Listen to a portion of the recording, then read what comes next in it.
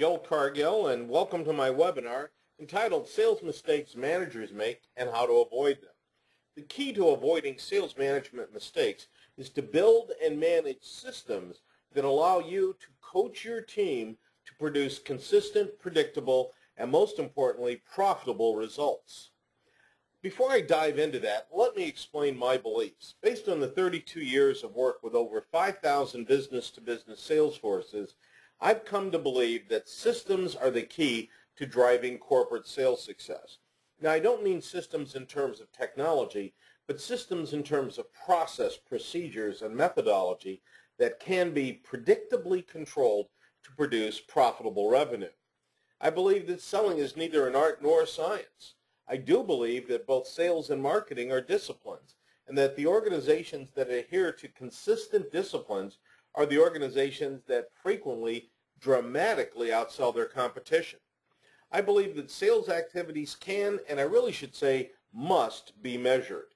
And most importantly, I believe that we can never achieve perfection, but we must perpetually pursue improvement. Last, I want to make sure that you leave this webinar with an understanding that you must inspect that which you expect. A huge mistake that managers tend to make is assuming that their team will do what they want them to do. Make sure that you know your team can both do what you want them to do and they will do it.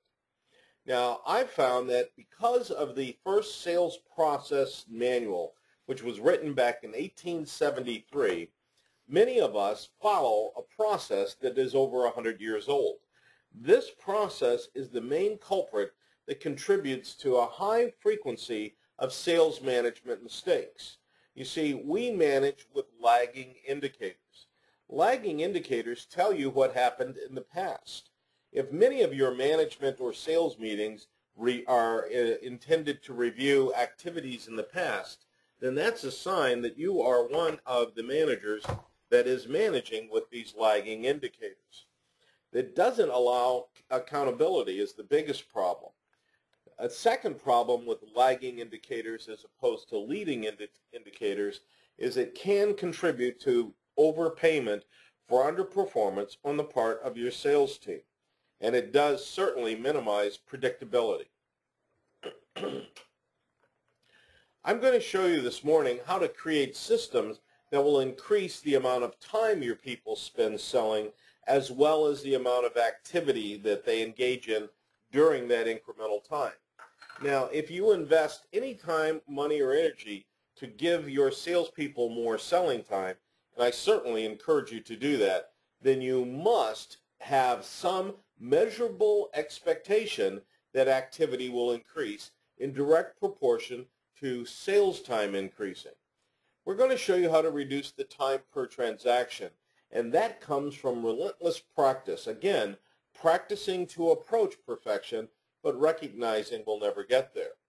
I'm going to talk about how to increase the revenue per transaction by implementing systems. Remember, systems are process and methods that will prohibit discounting.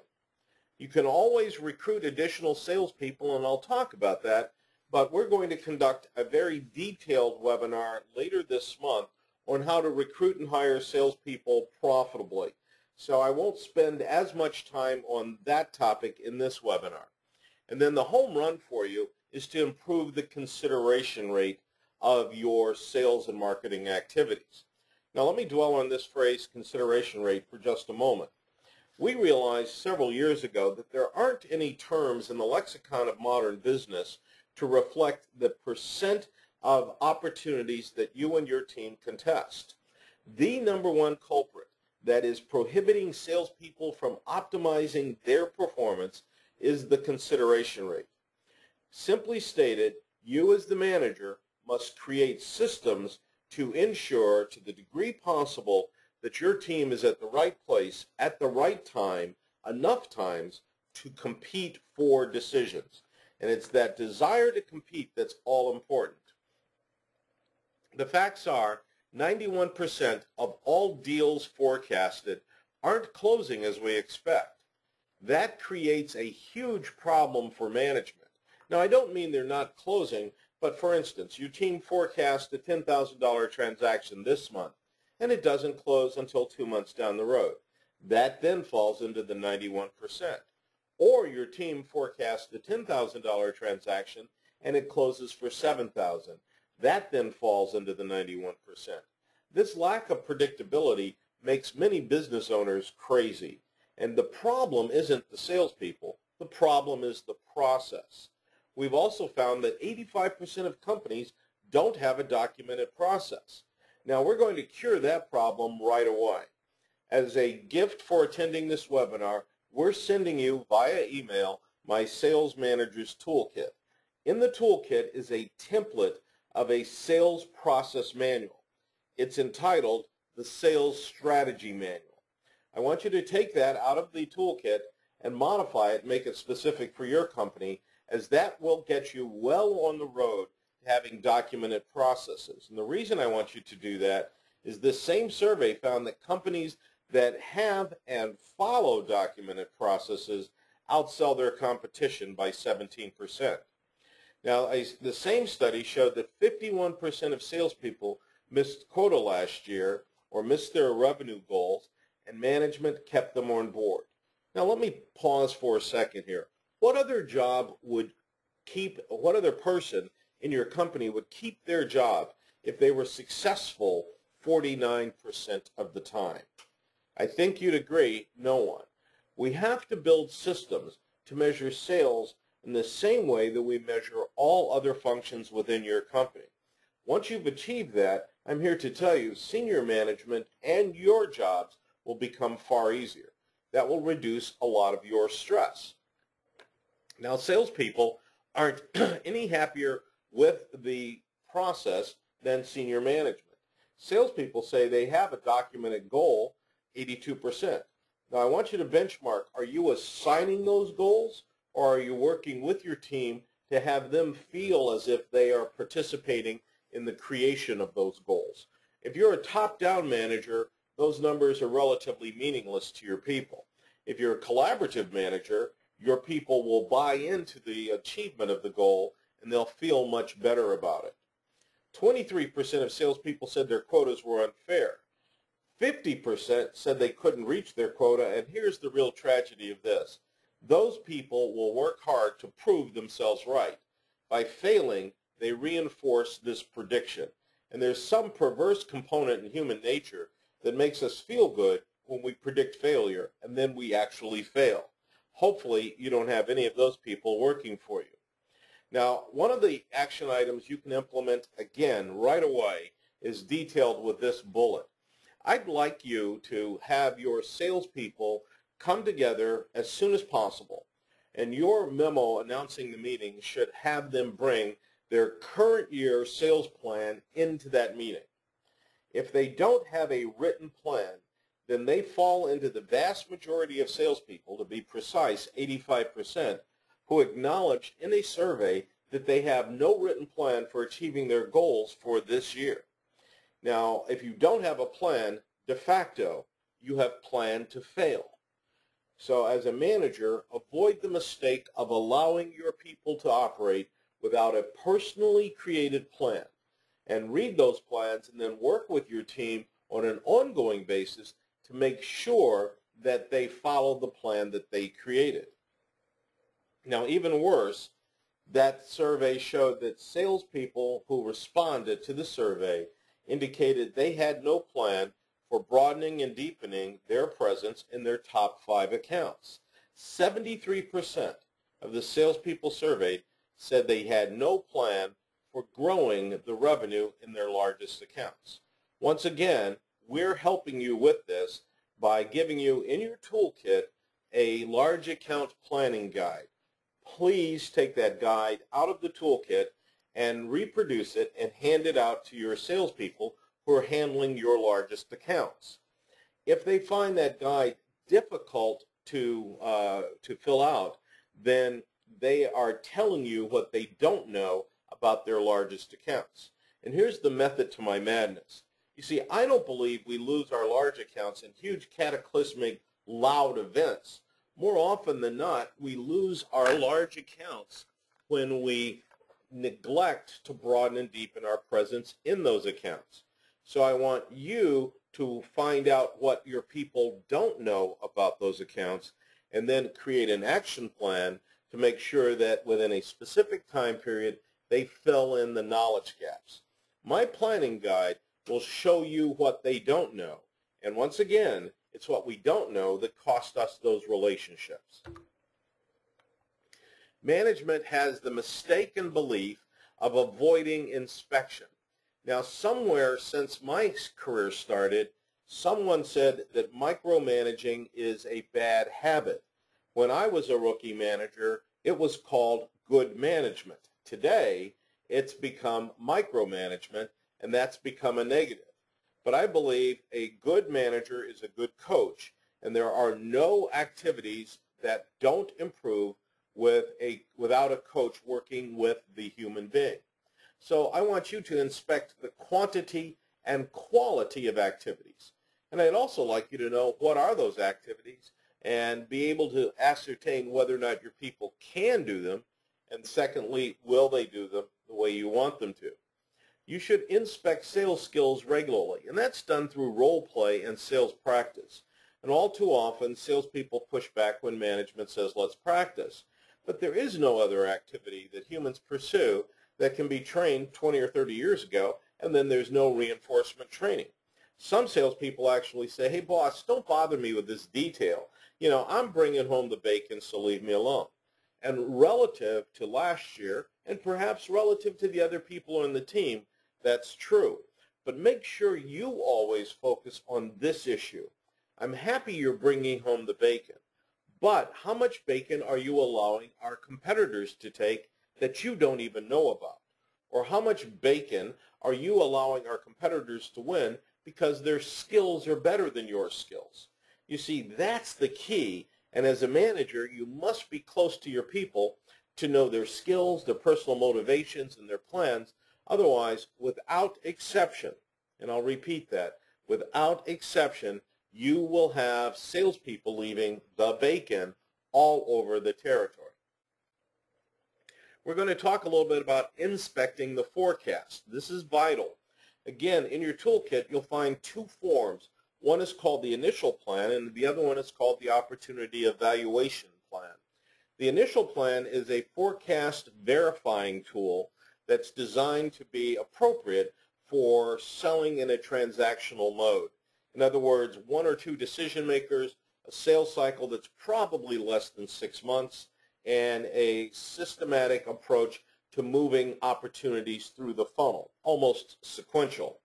The other form, the opportunity evaluation form, is designed to help you and your team, in conjunction with that large account planning guide, manage the negotiations of large opportunities through a multiple decision-making matrix at large accounts. Use either one that's appropriate for your environment, but have some way to consistently audit the quality of your forecast. I also want you to understand and inspect the belief systems of your sales team. I've found tragically that there are some people who believe they can't be successful, and their every activity is designed to reinforce that belief. You should have a regular handle on the customer satisfaction in your marketplace, and most importantly, I want you to know how rapidly your funnel's filling and what additional activity needs to be undertaken to optimize the results of that funnel filling activity. Now, in all of the companies represented in this webinar, I'm sure there are some critical success factors, I call them CSFs, for activities. For instance, don't be the manager that says, let's work harder, because no one can interpret what work harder means. Or another one is, let's work smarter. Critical success factors allow you to communicate accurately with your people. So instead of working harder, you're going to say, each of us needs to make 5 more qualified first meetings with 5 more qualified prospects per week or per month. When you incorporate those metrics and the timetable, then you're communicating a critical success factor. Look at how you communicate. Frequently, we use the language in a very vague fashion and we assume that our employees understand exactly what we want. That then leads to a little bit of crazy making, and that in turn creates headaches for the employee and for the manager. Make sure once you've established these critical success factors that you inspect them regularly through your chain of command. Okay, let's dive into clearly understanding what systems are. What I've found in the 5,000 engagements I've worked in during the years is a very frenetic situation in most sales forces.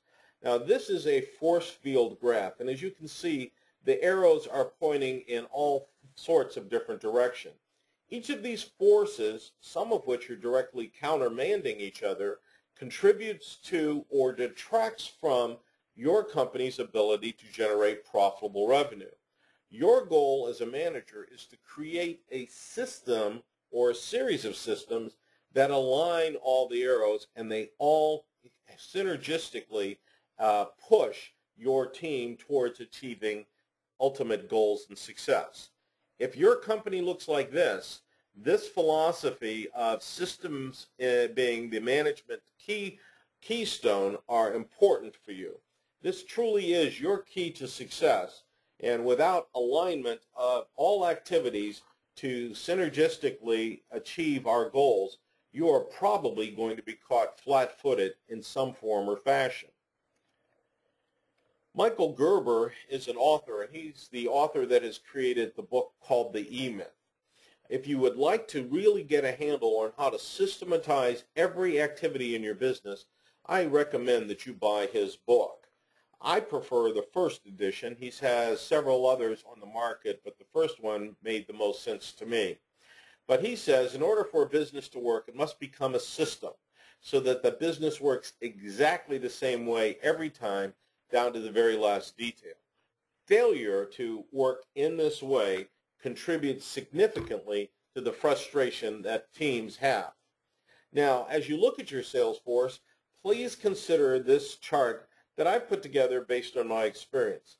Of all the salespeople that I've worked with in the last 32 years, I think it's fair to say that roughly 20% are top producers. These are the men and women that just get it. They do it day in and day out. They need very little hand-holding, very little management, and from time to time they may need someone to clean up behind them because they can break the china every now and then, if you know what I mean.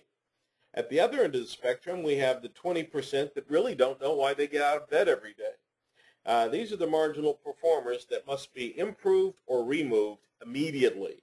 The longer you keep them on the payroll, the more expensive they are. And I say that even in light of knowing that some of you manage commission-only sales forces. Marginal performers chase good customers away, and when you consider the lifetime value of a relationship with a customer, not to mention the negative impact that negative referrals will have on the rest of the marketplace, you can get to see that these folks are extremely expensive. Now, the home run for you as a manager is to put systems in place to guide the majority of your salespeople to emulate the behavior of the top producers. When you're operating in this mode, your life becomes extremely pleasant, as does the professional life of these people. My experience is most of these people, who are roughly 60% of all sales forces, have the potential to produce like the top 20%ers, but they don't have a process in place to follow. Tragically, many managers hire great people, and they either send them off to the wrong kind of training for their company, or they just say, here's your territory, here's your accounts, here's our price book, go get them, Bubba or Bubette. Don't be that kind of manager. I want you to build systems and then coach these people to follow the systems. Now, this is counterintuitive, and I've had some discussions with other coaches and consultants who believe that the home run comes from working with the top 20%. But I don't believe we can dramatically improve their proficiency.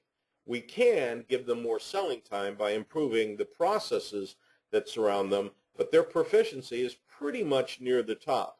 How much training do you think it would take to get a 20 or 30% improvement in the performance of top athletes? I think you'd say it's pretty tough. But the people in the middle of the pack That's the home run. All right, another mistake that we make that I want you to avoid is the absence of written sales plans. Tomorrow morning, have all of your salespeople bring their plans in, like I said before. I want you to read them and make sure that each plan has timetables, benchmarks, and accountabilities in it. Then more important than reading it, I'd like you and your sales team to review their plans every 90 days. The secret sauce to this process is for you to conclude each meeting with a commitment for the salesperson to implement a series of actions that will close the knowledge gaps in the large accounts and or other activities that are aimed at generating incremental cash. Once those action plans are in place, tell your salesperson that 90 days down the road, you and he or she will meet again, and I want to see how well we've done against the game plans that the salesperson put in place.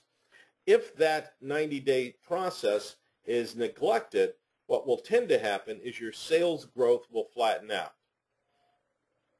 In your toolkit, you're going to find a series of diagnostic instruments. And I want you to use these because I want you to know how your people are doing, what they're doing, how well they're doing. One of the first assessments that I'd like you to make is to observe how your people sell your product or service. So during your next sales meeting, I'd like you to conduct sales practice. Sales practice is conducted by asking one of your salespeople to play the role of a customer and another one to play the role of a salesperson.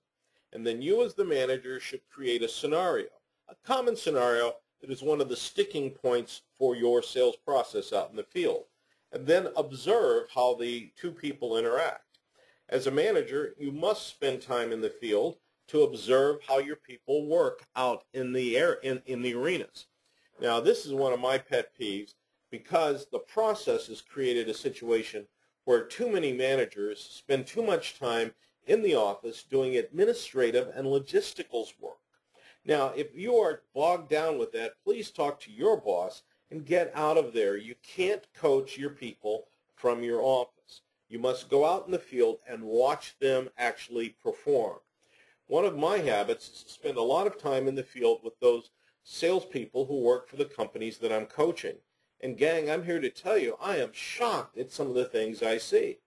Literally, just a few weeks ago, I was on a call with one of my client's salespeople, and the customer said, "Is this equipment available for lease?" All the bells are going off in my head saying, he's ready to buy. Close them, get a check, let's get out of here. The salesman said, "Hold on, I'm not done yet." And the customer got a little perturbed, and the customer said, "Well, I'm sort of rushed. I think I want to lease it." Now, again, that is a huge buying signal. Let's close it down and move on. Once again, the salesperson started into his rendition of what I call feature preacher. And I interrupted and perhaps was viewed as being rude by the salesperson, but I said, "We absolutely do lease it. Would you like us to prepare the paperwork right now?" And the customer said yes. And I said, "So why don't you go to get a check, we'll do the paperwork, and we'll be out of your hair in 5 or 10 minutes. We got the order, but the salesperson was upset because he didn't get to finish his presentation. Obviously, his manager was allowing that behavior to occur. So I'd like you to write this down. As a manager, you will always get the behavior you allow. Let's repeat that. When it comes to managing salespeople, you will get the behavior you allow. And the mistake is we allow the wrong behavior because we aren't out there observing to see whether the behavior is right or wrong. All we're doing is measuring those lagging indicators, which are the dollars that do or don't come in. In your toolkit, you'll find a tool called the time and task analysis. And I'd like you to use this to benchmark how your people spend their time. Over the years, senior management has redeployed administrative resources to get rid of fixed costs, and they've shifted much, and in my opinion, too much, of the administrative workload onto the shoulders of the sales team. Cargill's law is salespeople should sell, and everyone else should do everything else. Tragically, this law isn't complied with often enough. As a result of this non-compliance, too many, and I say too many, salespeople spend too little time selling and too much time doing administrative work. Why? The reason they do is because administrative work always comes with a deadline that is easily visible by management. Prospecting, for instance, has no deadline. So salespeople, being humans who want to satisfy their superiors, will tend to do that which is on a deadline, and frequently that's paperwork. The second blow to your top and bottom lines from following this philosophy comes from the fact that the DNA that makes one a good sales professional rarely, and I emphasize the word rarely, complements the need and the capability to do paperwork. So you lose on both scores. Now, I've discovered that there are no universities in the United States that offer a 4-year diploma in sales management. As a result, managers tend to be forced to learn on the fly. This is a horrible mistake if senior management is allowing first-line managers to learn while they are managing. Make sure you find a good sales management training program. I can recommend the Cargill Consulting Group program called the 100% Club. But whatever you do, I'm strongly encouraging you to make sure that your managers get the skills of managing and understand what they can do and can't do. And please avoid forcing first-level managers to become administrative people. Now, the time and task analysis will also identify your sales prevention department. That's right. I believe that most companies have sales prevention departments or sales prevention units. These are people who are working against the best interest of the company, and if you'll reflect back on that force field graph that I showed you early in our webinar, those are indicators of the sales preventors working in an overtime mode. Management may not understand where these are and why they occur, so administer that time and task as soon as possible. It's in your toolkit. Without doing the diagnostics prior to fixing whatever it is that's broken in your sales systems, you will find yourself engaging in an activity called Ready, Fire, Aim. I want you to complete the diagnostics before you implement anything that resembles an action plan, because failure to do that will probably cause your initiative to improve sales to fail. For instance, the average CRM or Salesforce automation implementation fails 82% of the time, according to a study published by the Gartner Research Group. And I believe they fail because management's fixing the wrong problem. That's symptomatic of the Ready, Fire, Aim syndrome. Diagnostics will tell you why sales aren't higher than they are. They will tell you where the sales prevention department is and where the bottlenecks are in your process. I'd like you to check your personal frustrations. What's making you crazy? And then trace that frustration back to its source. I want you to check your customers. What do they think about you? And there are a wonderful assortment of free or very low-cost tools available on the web to help you survey your customers. One that we use at Cargill Consulting Group is called SurveyMonkey.com. I know the name is pretty weird, but the tool is fantastic and it's free. You can build a survey, administer it to your customers. Their technology will compile the data and give you some feedback.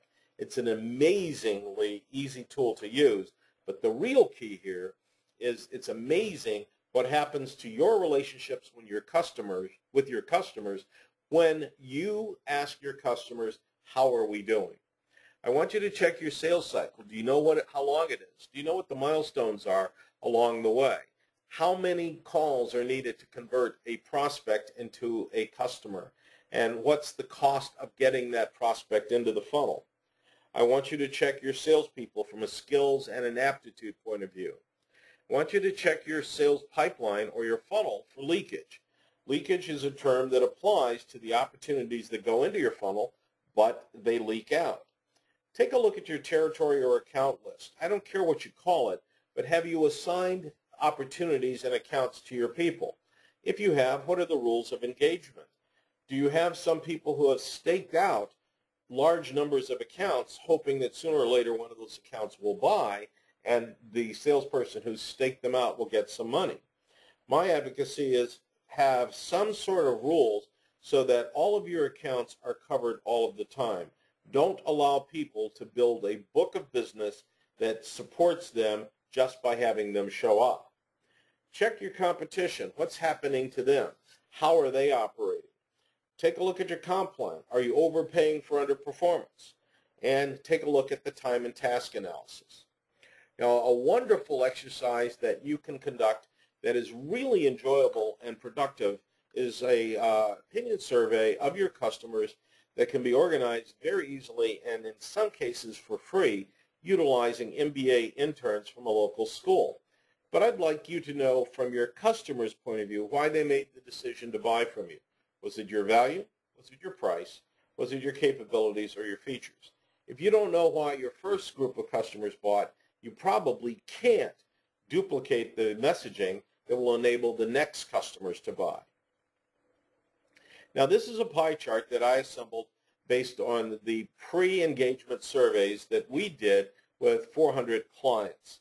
These are all B2B sales forces, but we wanted to find out how their salespeople spend their time. And tragically, we found that 34% of the average salesperson's day is spent doing non-sales tasks. 14% is spent with prospects, 15% with customers, 32% waiting and traveling, and 5% handling those fire drills that always crop up. My question to you is, what would happen to your organization's top and bottom lines were we able to take this yellow slice of the pie over a third of the day and turn it dark blue or light blue? Stated differently, when you do that, you will double the impact of your sales force without hiring another salesperson. Look at the numbers. Combined prospecting and working with customers, 15%, administrative tasks, 30%. Double the amount of sales time and as I said earlier, implement an inspection and expectation of an increase in activities, and you will have a proportionate increase in revenue. And the second part of that command is most important. You must inspect that activities go up in proportion to the increase in available selling time.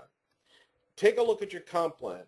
Many of the comp plans that I've reviewed in the past 32 years inadvertently overpay for underperformance, partially because they don't differentiate between old money and new money. If you're trying to grow your company, reward better for new accounts and new money than you do for old accounts. In some of the companies I've worked with, I've actually observed that some of their customers would buy from them come heck or high water. Why do we pay the same percentage for old money as we do for new? Take a look at how much of your sales team's income is actually at risk. Now, some of us say, well, I have a low base salary and then they get commission, and that's good. But what percent of their commission comes from accounts buying on a recurring basis from you? In other words, would a very nice rookie sales rep be able to take the same orders that your people are taking? Make sure that you understand that relationship, because some of those accounts would buy from your company regardless of who the salesperson is. How does the sales team view money? What accountabilities do you associate with compensation? And always recognize that we humans respond best and change our behavior not to get more money, but to avoid the consequences of not having any money. As the Reverend Ike, an old radio preacher, used to say, he used to say that money is not the root of all evil, but the lack of money is the root of all evil. I translate that into, if you want your people to change their behavior, there must be financial consequences on the downside as well as the upside. I segregate comp plans into three categories: the want category, the need, and the get.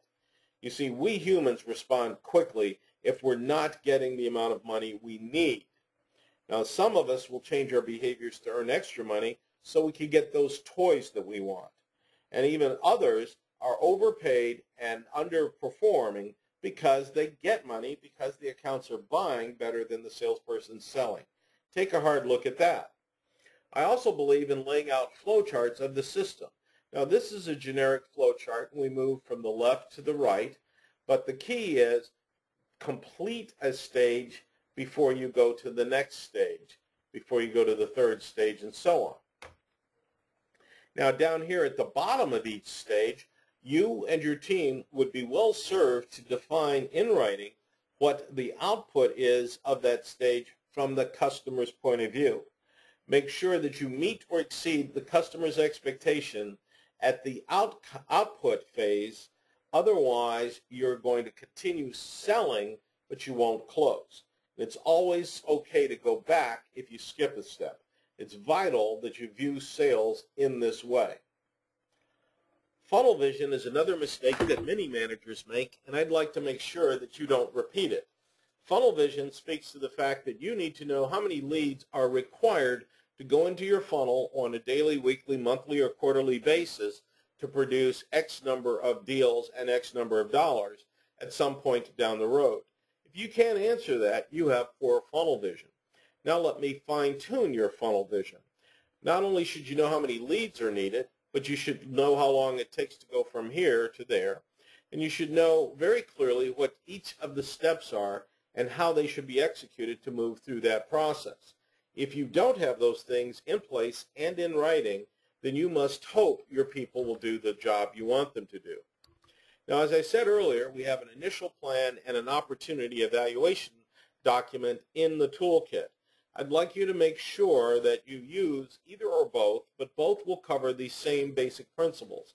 And we're doing this to build a system to ensure that your forecast is always accurate. The first thing we want to understand is the relationship of the people to the circumstances at your customer's account. Will your salesperson's contact change? Does that contact desire the results you deliver? Does the contact have a desire to change? And have we met with all of the contacts and or influence makers at the accounts? Is there a need that the prospect and your salesperson have discussed, and have we quantified it?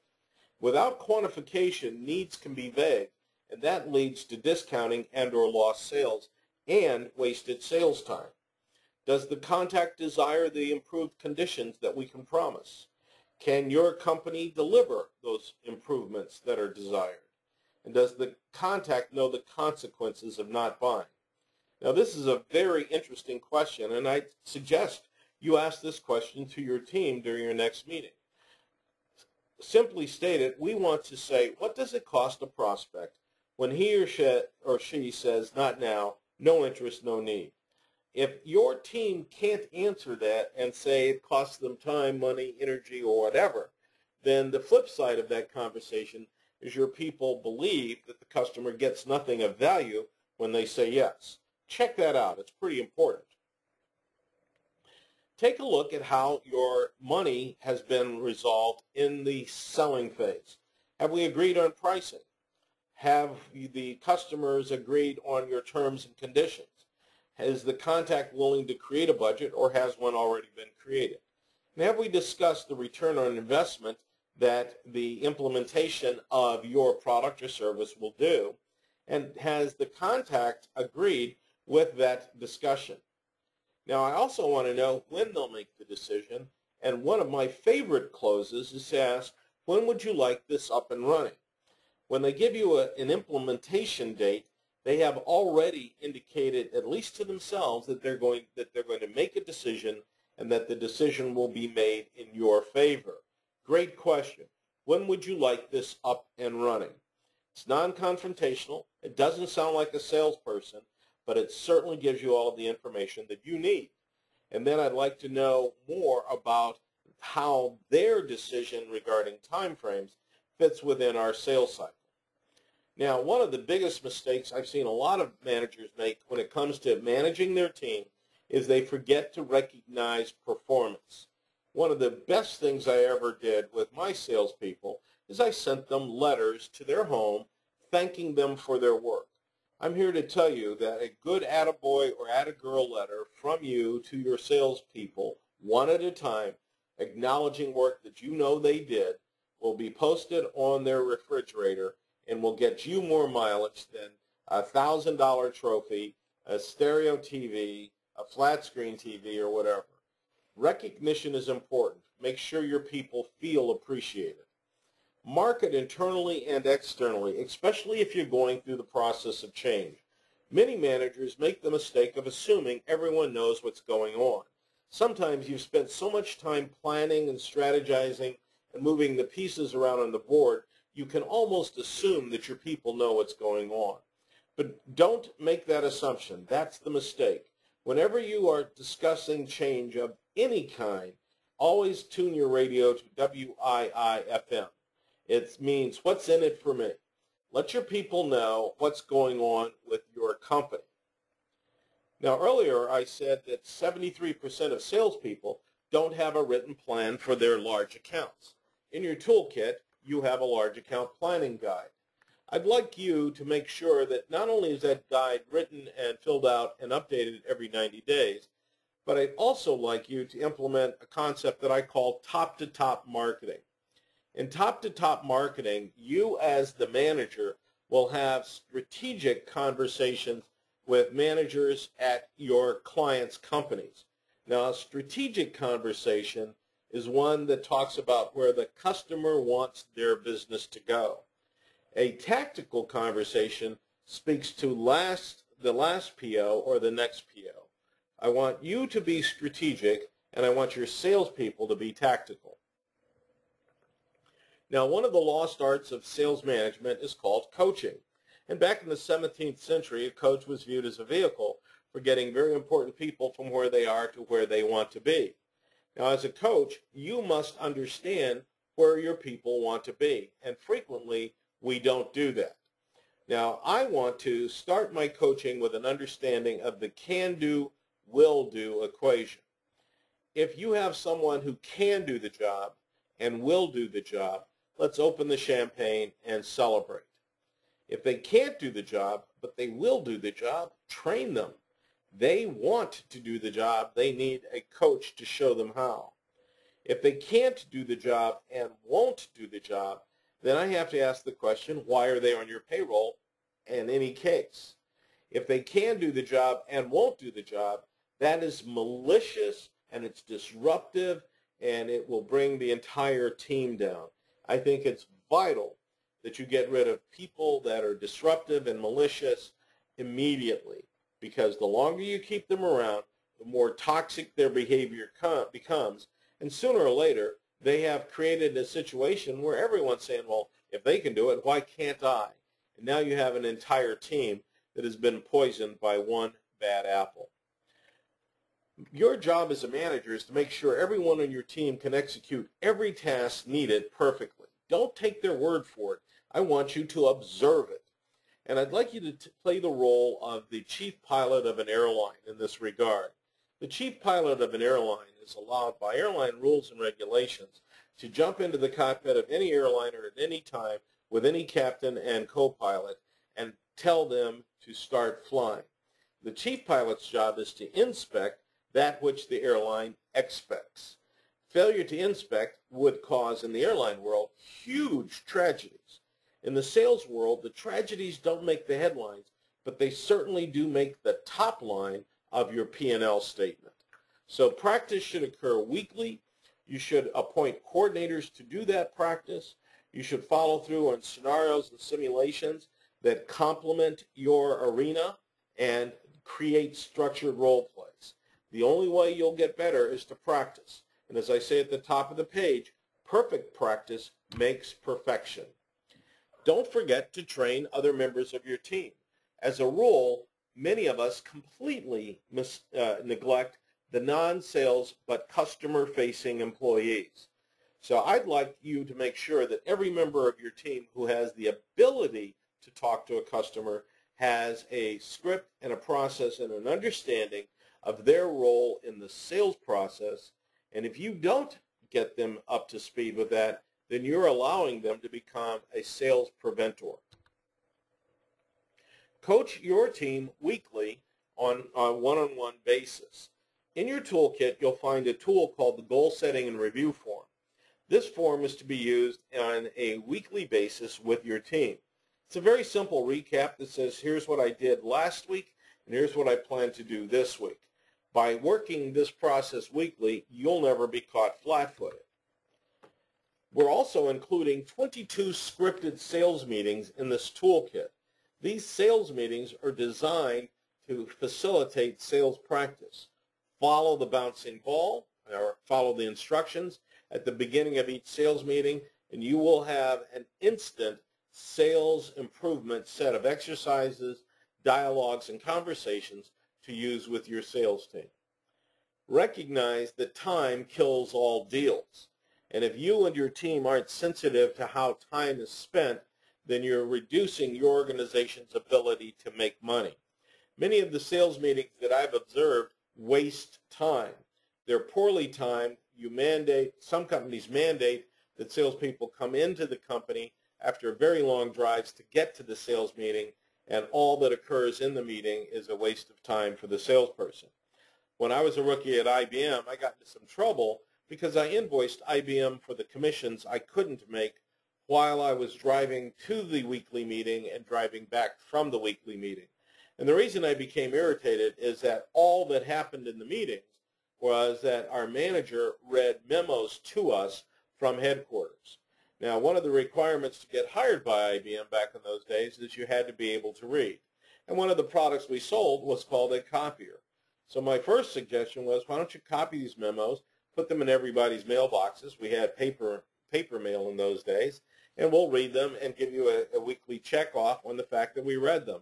You're covered, we're covered, but I don't have to waste time driving back and forth. That was rejected, and as a result of that rejection, I went ahead and created that invoice. Got in some hot water for that one, but I made my point, and we eventually did get the memos copied and passed out. Take a look at hiring. Now, as I said earlier, later this month, we're going to have a complete webinar on how to recruit and hire a sales force that sells profitably. But I'm going to touch on it shortly here. The average waste of money for hiring a failed salesperson used to be from $15,000 to $150,000. Some of our clients are telling us now that it ranges as high as $500,000. That's the damage that a poor hire does to your company. We suggest that you change your hiring process and come back to our next webinar where we'll be talking about sales simulation hiring. But for today, recognize that to get a new account, you have to go through 3 phases of activity: the acquisition phase, the selling phase, and the retention phase. The DNA of the people that do those best differs dramatically. Caretakers are the men and women that like to dot I's and cross T's. They're very precise operators, nurturing in personality, and are less concerned about success than a hunter. Hunters love to kill. They love to win. And hunters are the men and women that you need to bring in new business. Scouts have the tenacity and the perseverance to make 100, 150 cold calls every day to find out whether or not prospects are interested. One of the mistakes we make is we try to get all 3 personalities in one person. In my experience, that is extremely rare and frequently only occurs when people are committed to mental facilities. Excuse the bad joke. But I want to make sure that you understand that the salespeople who are coming to you today to interview have more skill at interviewing than you do. Ironically, there's an inverse, perhaps a perverse, relationship between sales skills and interviewing skills. You see, poor salespeople get fired so often that they get real good at interviewing. They understand how to get the job, they just don't know how to do the job. And the laws, especially here in California, complicate the process immeasurably. We have to recognize that when the man or woman that we interviewed looks like a good fit, but their evil twin shows up, then your interviewing skills are probably out of sync with reality. Stipulate that all good salespeople made great money at their previous jobs until you demand that they bring in 3 years' worth of W-2s. As soon as that occurs, you'll find that most of the people that claim they made $100,000 last year really meant something like $40,000, $45,000. So some of the best people at getting jobs seem to know to act like they're currently employed when they actually have been unemployed for months. Recognize that the best salespeople aren't looking for a job when you need them, but the biggest alarm and alert for you came from the Dunhill Research Organization, which showed that 94% of resumes contain falsehoods. People claim they went to schools they never went to and achieved successes they never achieved. Don't fall into the trap of hiring experience. Experience doesn't mean success, and experience rarely correlates quickly into success at a new employer. For instance, 15 years of experience could be 15 years of consistent growth and development, or it could be 1 year of growth and development repeated 15 times. In both cases, the resume states 15 years. Your job is to simulate selling to see what they really know. Now this chart, this graph, came from a study done by the Dartnell Institute, and they found that after the 3rd to 5th year of selling, regardless of how one learns to sell, we hit a proficiency plateau. So experience really doesn't correlate to proficiency. It certainly, if it's growth and developing experience, correlates to knowledge and expertise, but proficiency may have plateaued. Before you start hiring, recognize, do you need a hunter or a caretaker? Different DNA, different compensation expectations, different work expectations. There's a world of difference. In the infancy phase of the sales cycle, you need hunters. They will go into new territory, sell new products, get new accounts. In the growth phase, you need hunters. But here at the mature or decline phase, you start requiring caretakers. These people keep the business you've got. These people bring in new business. Before you go into the interviewing process, make sure job descriptions are in place. I have samples in your sales tool manager's toolkit. Comp plan is in place. I have samples in the toolkit. Don't hire anyone unless you have time to train them, and make sure you have a training plan in place. An account list and everything else that's needed is ready to go. If you have a backlog of jobs or opportunities, make sure that you're monitoring that, because each sales month that you miss filling a territory can cost you many, many months worth of revenue later in that year. So it's vital that all territories get filled with quality people as soon as possible. Now I'm going to turn my attention to building a system for marketing. You see, marketing's job is to obtain and maintain top-of-mind awareness. If you don't have good TOMA, top-of-mind awareness, you're going to be treated as a servant, not as a partner. Now, our problem with traditional marketing is we can't reach enough prospects often enough to be top of mind when they're ready to buy. Remember, my catchphrase is we want to be at the right place at the right time, enough times to be able to win the business. And that's rarely the situation. Our job is to work through that and have a top-of-mind awareness situation in place that will allow us to have all of the success that we want all of the time. Today's decision makers are very busy, and according to Seth Godin in his book Permission Marketing, they're getting 3,000 marketing touches every day. They take 17 phone calls daily, and they meet with 4.8 salespeople every week, and all of those people are all claiming they have great products. They are consequently very insecure, they avoid risk, and because of that, we need salespeople who will not abandon their selling efforts early in the sales process, but will tenaciously work with prospects until the 7th, 8th, or 9th contact to get them to come on board. Now, many of us lose deals because we don't compete. And this chart reflects that. We have red arrows that represent deals that are missing your funnel. As you can see, they're falling outside of the funnel. These are the deals, the transactions that your competition wins and you don't contest. Your job is to build a marketing system, and we refer to it as a closed-loop marketing system that will be infinitely wide, and in widening the funnel, you get to look at and compete for all of the decisions and all of the accounts all of the time. Closed-loop marketing will do that for you.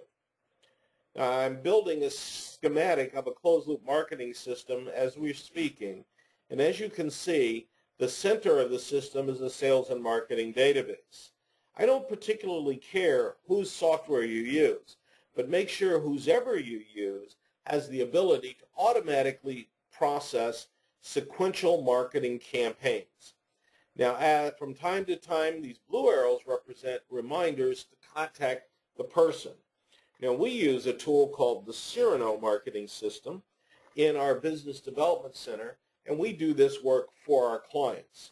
The Aberdeen Research Group has reported that automating closed-loop marketing improves your top line by 36% and your bottom line by 21%. If you'd like to know more about this powerful, exciting, and very low-cost service, please call us at 310-305-7198, and my extension is 111. Or you can go directly to my website, which is gilcargill.com, GILCARGILL.com. And for less than you pay for the average receptionist, we will automate and manage a closed-loop marketing system for you. Literally, we do all the work. Your people never touch a keyboard. But lead generation is one of the most overlooked areas of a manager's responsibility. You should know without equivocation how many leads each of your salespeople needs to get per month, per quarter, or even per day to hit their sales objective. The old school said salespeople are responsible for generating their own leads. That is ineffective, inefficient, and very costly. Management should have systems to generate leads. And remember the phrase I shared with you at the very beginning, salespeople should sell and everyone else should do everything else. Make sure you're managing your team with critical success factors and that performance plans and job descriptions are written and are in place. Make sure that at all times the worst person on your team is in a coaching mode utilizing the coach's guide, which is in your toolkit. This is also referred to as an up or out program. The marginal performer must get better or he or she must go to work for your competitor. Make sure you have a funnel or pipeline management system that gives you visibility on all the key phases. And most importantly, make sure that your funnel contains at all times 3 times your growth goal. If you need to bring on board 100 new accounts this year, then you better have 300 accounts in the funnel at all times. If you get to that level and maintain it, your opportunity to hit your goal is pretty locked in. If you're at 1x, it won't matter because you won't get your goal. Managers who are have the responsibility for driving this. And candidly, the difference between 1x and 3x is WORK. Nothing more, nothing less. I want every member of your team to have an elevator speech. It's a 15 to 20 second long speech that allows them to share with your customers the core value proposition that a relationship with your company brings to their environment. I want you, the Chief Sales Officer, to observe all the presentations and all the demonstrations of all your team. And let's do that next week, if possible. Inspect your quotations to make sure they meet or exceed your standards, and make sure that discounting is not excessive. If you use proposals, make sure that you read them before they go out. I've seen some proposals with horrible grammar in them. So you can't ask someone for several $100,000 and have huge grammatical and typos. Make sure that you create an environment that lets salespeople sell and everyone else do everything else. If you sell through independent channels, understand that they need to be sold to in order to get their mind share so that they can start working with you, not against you. Make sure your sales meetings deliver value to your people. A meeting where all you do is recite numbers is a waste of time. If that's necessary, do it over the phone, but don't make your people come into the office to tell you what their numbers are. Well, gang, that wraps up today's webinar. I hope I've given you some great ideas. Your toolkit has been sent along with the slides and this recording. If your toolkit's not in your email, check your junk mail folder, and if it's not there, please call our office, 310-305-7198. Ask for Roger on extension 114, and he'll get that toolkit to you. As always, I wish you good luck and good selling. This is Gil Cargill. See you in a few weeks for our next webinar. Have a great day.